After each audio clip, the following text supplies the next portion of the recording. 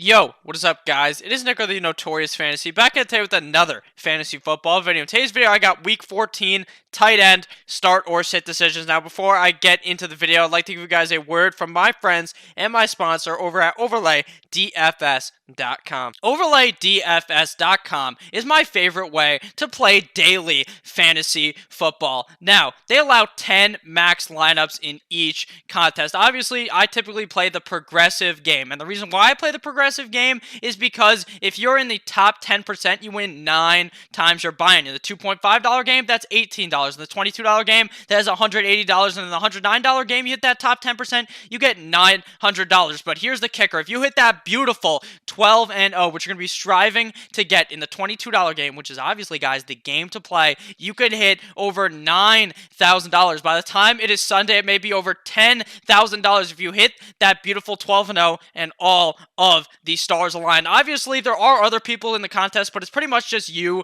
versus the board. You only really have to worry about your score and the score that is going to get you to hit that cash and that top 10% money. So, obviously, guys, I'm going to show you how it works real quick so that you have a better understanding of it. You're going to be making 12 picks plus 3 alternate picks. Those alternate picks are so if someone gets hurt, then that matchup gets voided, and then you just take one of the games from your alternates. You're also going to be making it so you put them in order of how confident you are to get more points for the tiebreaker if you and someone else happens to tie. So obviously at the top, you would want to put the games you're most confident in. It's pretty much just player versus player. It is not that complicated. Who will score more fantasy points, Lamar Jackson or Pat Mahomes, Aaron Rodgers or Kirk Cousins? And my favorite thing to do is stack some players. So I like to go with 2 players on the same team. You can go with Aaron Rodgers, right? I think Aaron Rodgers is going to have a big game, so I also am going to match him with Devontae Adams. So if they both have a big game, that's an easy 2-0 there for me. So make sure to check out OverlayDFS.com, link down below in the description. Come join me. I will be playing this week. I play every single week. It is going to be a blast. Let's go. And we are back. Make sure to check out OverlayDFS.com, link down below in the description. Let's get right into this video. Week 14 tight end start or sit decisions. The first game here, we got the Thursday night special. Cowboys at the Chicago Bears. I'm sitting down both the tight ends in this game. Obviously, Jason Witten last week found the end zone up against the Buffalo Bills and had quite the good game. But this week up against the Chicago Bears, I would not be so sure about that. The Chicago Bears defense is pretty good against the tight end, and I just don't trust Jason Witten to start him this week. Obviously, the Chicago Bears, they have a carousel of fucking tight ends on that team. I would not be confident starting any of them this week in fantasy football. Next game here, we got the Colts at the Tampa Bay Buccaneers. I'm going to be starting up Jack Doyle in this game. Jack Doyle saw 11, not 10, 11 targets last Sunday. And I think in this game against the Buccaneers, he could see 11 targets again. Jacoby Brissett loves throwing the ball to him, especially since T.Y. Hilton and his other receivers are banged up and fucking terrible. So I like Jack Doyle in this game against the Tampa Bay Buccaneers. I'm going to be sitting down O.J. Howard, Mr. Back interception. Next game here, we got the Ravens at the Buffalo Bills. I'm going to be starting up Mark Andrews in this game. Mr. Mark Andrews should be able to have a good game on Sunday. The last couple of games for him have not been so phenomenal. He has been finding the end zone and scoring some decent fantasy points, but it hasn't been the points that you saw at the beginning of the season for Mark Andrews. And up against the Buffalo Bills, I think he may be challenged in this game, maybe around 10 to 15 points for Mark Andrews in this game. But as you know, as a tight end, that is clearly worth a start for your fantasy football team. I'm going to be sitting down Dawson Knox one time if you're with me. Obviously, Dawson Knox played kind of okay on Thursday night last week, but I wouldn't be confident in him this week against the Baltimore Ravens, and I would not be super confident in him for the rest of the season. Next game here, we got the Lions at the Minnesota Vikings. I'm going to be starting up Kyle Rudolph, the red-nosed reindeer, because as you guys know, it's December, and it's Kyle Rudolph time. He has been playing phenomenal the last couple of games. We saw him reach back like 1-3 and score that touchdown on Monday night. I believe Kyle Rudolph will have a big game this week up against a terrible Detroit Lions defense. I'm going to be sitting down Irv Smith because I just don't think he gets enough looks for Minnesota to be worthy of a start. Even in an easy cupcake matchup this week, I'm going to be sitting down the Detroit Lions tight ends. They have a carousel of tight ends. TJ Hawkinson likely going to miss this game, so I don't want anything to do with any of those other tight ends. And even if fucking TJ Hawkinson was in the game, I would not feel confident at all firing him up on Sunday. Next game here, we got the Washington Redskins at the Green Bay Packers. I'm going to be sitting down all the Washington Redskins tight ends. I just don't feel confident in any of those guys. They've got a carousel of tight ends. Until Jordan Reed is back, you just can't have any confidence in any of those guys. I'm going to be sitting down Jimmy Graham as well. Old man Jimmy Graham. Obviously, he could find the end zone in this game, but I'm just not ultra confident in it, so I'm going to sit him down, even up against a bad Washington Redskins defense. Next game here, we got the Broncos at the Houston Texans. And I'm going to be starting up Noah Fant in this game. We saw Mr. Drew Lock find the connection with Noah Fant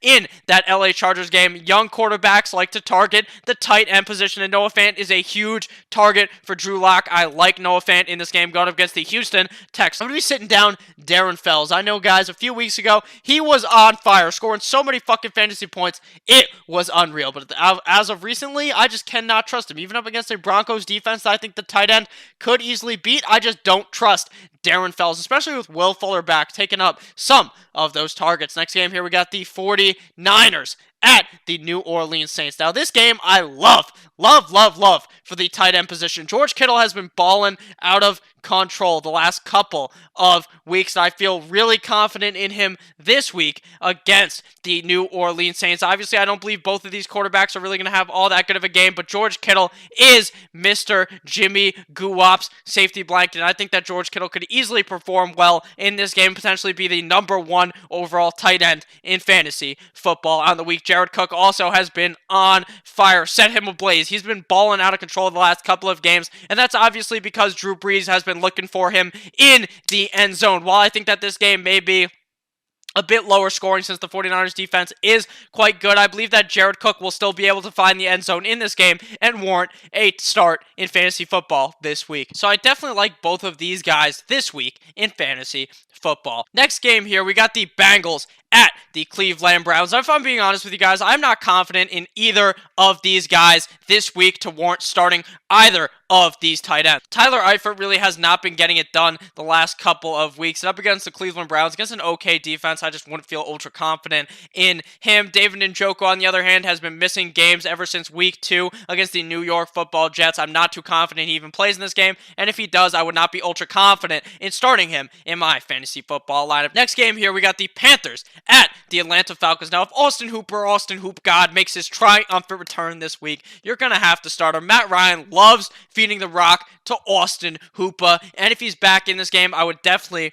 start him up. I'm going to be sitting down third leg Greg Olsen. He's going to drop his drawers and not let the Atlanta Falcons see his third leg. He has been hurt. I'm not sure if he's going to play or not. He could play, he could not play, and whether he's healthy or not, I would not really want to risk starting Greg Olsen in this game. Next game here, we got the Miami Dolphins at the New York Football Jets, and I like both tight ends in this game. Mike Gesicki looked phenomenal last week against the Philadelphia Eagles. I think he could do the same thing this week up against the New York Jets, a defense that is not all that great. I also like Ryan Griffin in this game. Ryan Griffin has been ultra consistent the last 5 games. Obviously been playing pretty well all season, but the last couple of games are obviously the sample size we'll be talking about because that is post Chris Herndon time. You know, a lot of people believed Chris Herndon was going to come back along with myself, and he just never fucking came back. And Ryan Griffin has been balling out of control in his shoes, so I like Ryan Griffin this game against the Miami Dolphins. Next game here, we got the Jacksonville Jaguars against the Chargers in